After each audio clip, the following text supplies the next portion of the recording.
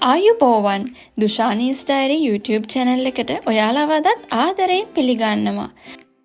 අද අපි බලමු කිරිපිටි වලින් රසවත් වටලප්පන් එකක් හදාගන්නේ කොහොමද කියලා.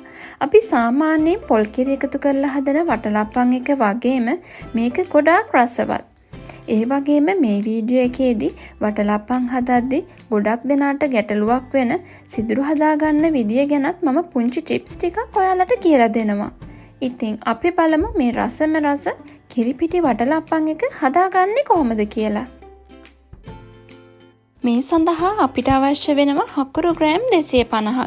මම මේක හොඳට ග්‍රේට් කරගත්තා. ඔයාලට මේ හකුරු ග්‍රේට් කරන්න ගොඩාක් කාලය ගත වෙනවා නම් වංගෙඩිය දාලා ගොඩාක් පොඩි කෑලි වලට කඩා ගන්න. ලොකු බිත්තර 4යි, පොඩි බිත්තර නම් 5යි, වැනිලා තේ හැඳි 2යි, කිරිපිටි ග්‍රෑම් 40යි, මද රස්නි උණු වතුර මිලිලීටර් 250යි, සරසා ගන්න කජු ටික.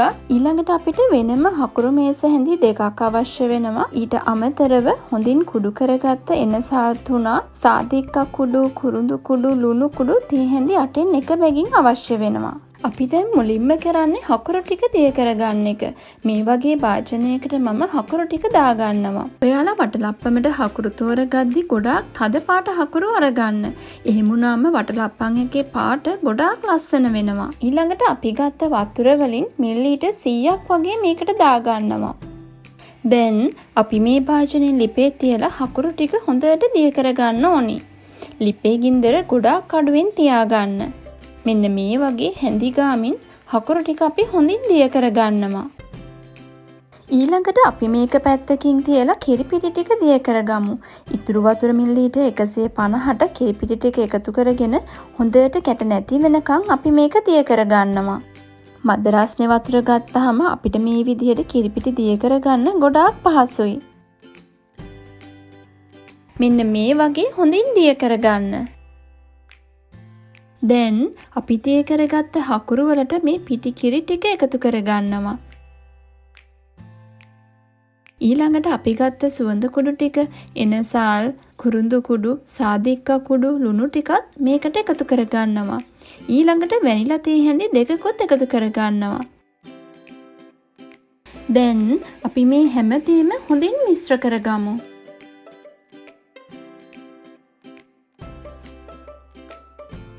ඊළඟට මේ මිශ්‍රණය හොඳින් නිවෙන්න තියාගන්නවා. ඔයාලට ඉක්මනින්ම නිවා ගන්න ඕන නම් මේක ඇල් වතුර භාජනයක් ඇතුලෙන් තියලා ඉක්මනට නිවා ගන්න පුළුවන්. ඊළඟට අපි වටලප්පන් එක හදන භාජනය සූදානම් කරගමු. අපි වෙනම ගත්ත හකුරු මේස හැඳි දෙකට මම වතුර තේ හැන්දක් එකතු කරගන්නවා. ඊළඟට හකුරු ටික හොඳට මේ විදිහට දිය කරගන්නවා. මෙන්න මේ වගේ හොඳින් දිය කරගන්න. දැන් අපි වටලප්පන් එක දාගන්න භාජනයේ වටේටම මේ විදිහට හොඳින් තෙල් ගා ගන්නවා. ඔයාලා මේ වටලප්පන් එක කැරමල් පුඩින් එකක් වගේ පිඟානකට අනිත් පැත්ත හරවගන්නේ නැත්නම් මේ විදිහට තෙල් තවර ගැනීම අවශ්‍ය වෙන්නේ නැහැ. ඊළඟට අපි වතුර තේ හැන්දක් දාලා වෙනම දිය කරගත්ත හකුරු ටික මේ භාජනයේ පතුලට දාගන්නවා.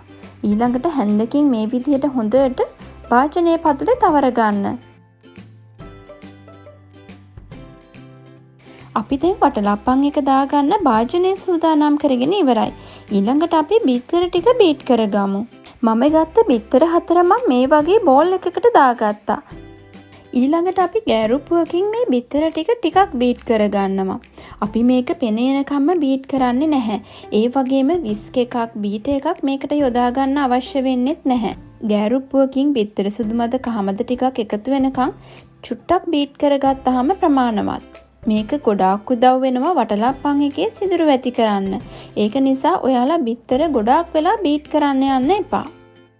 මෙතනදී විශේෂයෙන්ම කියන්න ඕනේ ඔයාලා බිත්තර අරගද්දි පොඩි බිත්තර නම් බිත්තර 5ක් අරගන්න. එහෙම නැත්නම් වටලප්පන් එක හොඳින් සෙට් වෙන්නේ නැතුව දියාරු ගතිය වැඩි වෙන්න පුළුවන්. දැන් අපි ඉස්සෙල්ලා හදාගත්ත හකුරු පැණි මිශ්‍රණය හොඳින් නිවිලා තියෙන්නේ. අපි දැන් ඒක බිත්තර එකට එකතු කරගමු. මේ විදිහට හකුරු පැණි මිශ්‍රණය හොඳින් කලතවමින් එකතු කරගන්න. එහෙම නැත්නම් අපි එකතු කරගත්ත සුවඳ කුඩු ටික මේ භාජනයේ පතුල රැඳිලා තියෙන්න පුළුවන්.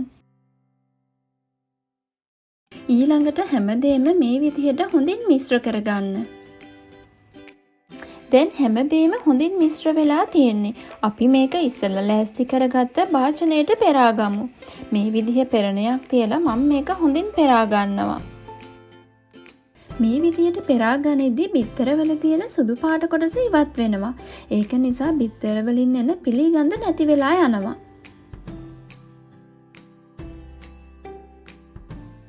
ඊළඟට අපි ෆොයිල් එකකින් මේක හොඳට කවර් කරගන්නවා. මම අද මේ වටලප්පන් එක බේක් කරන්නයි යන්නේ. ඊළඟට අපි මේක ලොකු භාජනයක් ඇතුලෙන් තියලා ඒකට උණු වතුර එකතු කරගන්නවා. මේ විදිහට උණු වතුර එකතු කරද්දී අපේ වටලප්පන් තියෙන භාජනයෙන් 4න් 3ක් වගේ උසට වතුර එකතු කරගන්න ඕනි. මේකත් ගොඩාක් උදව් වෙනවා වටලප්පන් එකේ සිදුරු ඇති කරන්න. ඊළඟට අපි මේක oven එකට දාලා සෙල්සියස් අංශක 175 විනාඩි 45ත් පැයක් අතර කාලයක් හොඳට බේක් කරගන්නවා. ඔයාලා මේක රයිස් කුකර් එකේ ස්ටීම් කරනවා නම් රයිස් කුකර් එකේ යට කොටසට උණු වතුර එකතු කරලා රයිස් කුකර් එක ඔන් කරගන්න. ඊළඟට රයිස් කුකර් එකේ ස්ටීම් කරන කොටස මේ විදිහට වටලප්පන් භාජනයේ තියලා පැයක් වගේ කාලයක් හොඳින් ස්ටීම් කරගන්න. දැන් මේ තියෙන්නේ අපි පැයක් බේක් කරලා ගත්ත වටලප්පන් එක. මම දැන් මේ විදිහට ටූත් පික් එකක් ගහලා බලනවා මේක හොඳින් තැම්බිලාද කියලා. ටූත් පික් එක මේ වගේ හොඳින් පිරිසිදු වෙනවා නම් ඒ කියන්නේ අපේ වටලප්පන් එක හොඳින් තැම්බිලා. දැන් අපි මේක හොඳින්ම නිවෙන්න තියලා පැයක් දෙකක් වගේ කාලයක් හොඳින් ශීතකරණයේ තියාගන්නවා. දැන් මේ තියෙන්නේ පැය දෙකක් ශීතකරණයේ තියලා ගත්ත වටලප්පන් එක. අපි ඉස්සෙල්ලා තැටිය හොඳින් තෙල් තවර ගත්ත නිසා මේ විදිහට තැටිය ඇල කරාම වටලප්පන් එක වටේට නිකම්ම මේ විදිහට ගැලවෙනවා. දැන් අපි මේක පිඟානකට අනිත් පැත්ත හරවගමු. ඔයාලට මේක හදපු ගමන්ම රස බලන්න ඕනි නම් රස්නෙන්ම මේ විදිහට අනිත් පැත්ත හරවන්න යන්න එපා. ටිකක් නිවෙන්න තියලා අනිත් පැත්ත හරව ගන්න.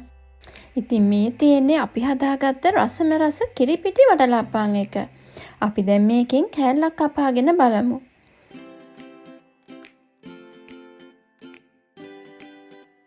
ඔයාලට පේනවා ඇති මේකේ දැන් හොඳට සිදුරු හැදිලා තියෙනවා. ඒ වගේම ගොඩාක් මෘදු පොල් කිරි වලින් හදන වටලප්පන් එක වගේම හරිම රසවත්. ඉතින් ඔයාලත් වෙනසකටත් එක්ක කිරිපිටි වලින් වටලප්පන් එකක් හදලා රස විඳින්න. ඉතින් ඔයාලා මේ වීඩියෝ එකට කැමති නම් ලයික් කරන්න, ෂෙයා කරන්න, දුෂානි ස්ටයිරි YouTube channel එකට subscribe වෙන්නත් අමතක කරන්න එපා.